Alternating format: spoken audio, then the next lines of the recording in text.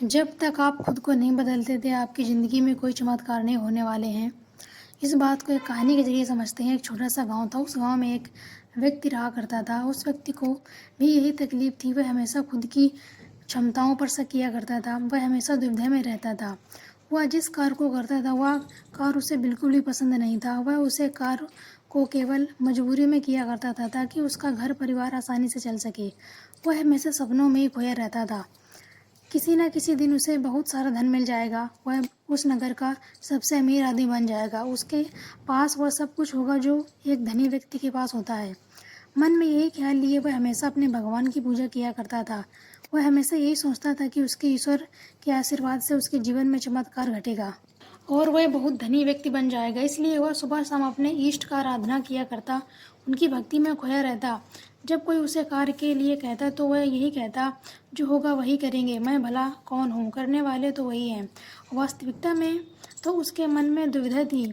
बहुत संकोची व्यक्ति था, वह सब कुछ भी करने के लिए दुविधा में फंसा रहता था। वह कभी किसी निर्णय पर पहुंच ही नहीं पाता था और जब भी वह किसी कार्य को पूर्ण नहीं कर पाता था, तब भी उसके पास तरह तरह के बहाने हुआ करते थे। मैंने तो बहुत कोशिश की, किंतु यह कार्य पूर्ण हो नहीं कर सका। यह कार्य करना तो असंभव है। इस तरह के उसके पास कई बहाने थे, जिससे वह खुद को समझा लिया करता। उसकी पत्नी, उसके घर वाले ताना मारा करते, उसे तरह तरह की बातें सुनाया करते, लेकिन वह व्यक्ति कुछ करने का नाम ही नहीं लेता था। एक दिन उसकी पत्नी उससे कहती है, तुम कुछ, हमारा परिवार कब तक ऐसे चलेगा? जो तुम मजदूरी करके लाते हो, उससे घर का खर्च नहीं चल पाता है। आखिर तुम कुछ और कार्य क्यों नहीं करते? ऐसे पर वह व्यक्ति कहता है, जैसे मालिक की इच्छा, जैसे वह रखना चाहते हैं वैसे ही रहना होगा। मैं चाहे कितना भी प्रयास क्यों ना कर लूं, लेकिन मैं उससे अधिक धन नहीं कमा सकता जब तक कि मेरे मालिक ना चाहें।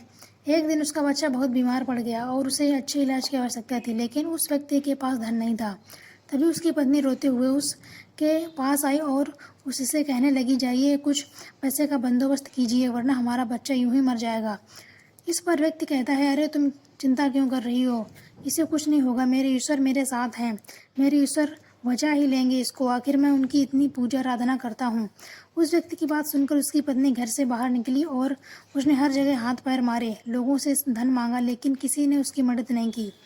उसे कहीं भी धन नहीं मिला और थक हार कर वह घर वापस आ गई। इधर वह व्यक्ति अपने ईश्वर के भजन गा रहा था, उनसे प्रार्थना कर रहा था कि उनके बच्चे को स्वस्थ कर दें। बच्चा पीड़ा के कारण लगातार रोए जा रहा था।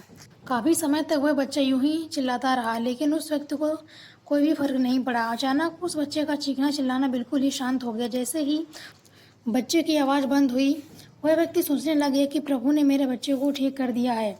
उसने प्रभु को धन्यवाद दिया और कहा, मैं जानता था कि आप मेरे बच्चे को जरूर ठीक कर देंगे। उस बच्चे की आवाज़ ना आती देखकर उसकी पत्नी उसके बच्चे के पास पहुंची, उस बच्चे को अपने गले में लगा लिया और जोर से रोने लगी।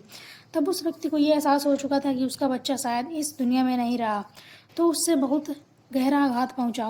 उसे समझ नहीं आ रहा था कि आखिर ये कैसे हो सकता है। मैं तो अपने प्रभु की इतनी भक्ति करता हूँ। उनके मन में कई प्रश्न उत्पन्न हो रहे थे। उन प्रश्नों को लेकर वह बहुत ही चिंतित था। ऐसे ही कई दिन बीत गए, कई हफ्ते बीत गए और कई महीने बीत गए, लेकिन अब तक उसके प्रश्नों का कोई उत्तर नहीं मिला था। जब भी वह किसी से बात करता तो उसे एक ही जवाब मिलता, लगता है तुम्हारी भक्ति में कोई कमी रह गई थी, इसी कारण ईश्वर ने तुम्हारी नहीं सुनी। लेकिन उसे किसी की बात पर कोई यकीन नहीं था। उसे उस जवाब से कोई संतुष्टि नहीं मिल रही थी। वह अपने बच्चे को खोने के कारण बहुत ही तकलीफ में था। मन ही मन वह पूरी तरह से टूट चुका था। एक दिन वह किसी मार्ग से होते हुए कहीं जा रहा था, लेकिन तेज धूप के कारण वह एक पेड़ की छांव में बैठ गया। वहां पर बैठकर वह अपने बच्चे को याद करके जोर जोर से रोने लगा। उसी मार्ग से एक साधु गुजर रहे थे। उन्होंने जब व्यक्ति को रोने की आवाज़ सुनी तो वह उनके पास पहुंचे और उस व्यक्ति को कहते हैं, क्या बात हो गई? आखिरकार तुम इतने बड़े हो, इस तरह से क्यों रो रहे हो?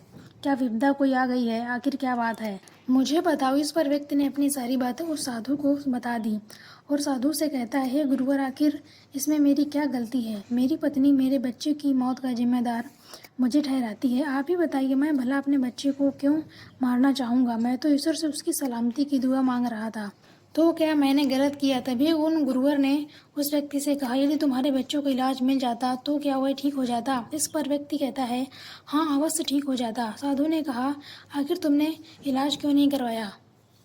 हे गुरुवर, मेरे पास इतना धन नहीं था कि मैं उसका इलाज करवा सकूं। तभी वह गुरुवर उस व्यक्ति से कहते हैं,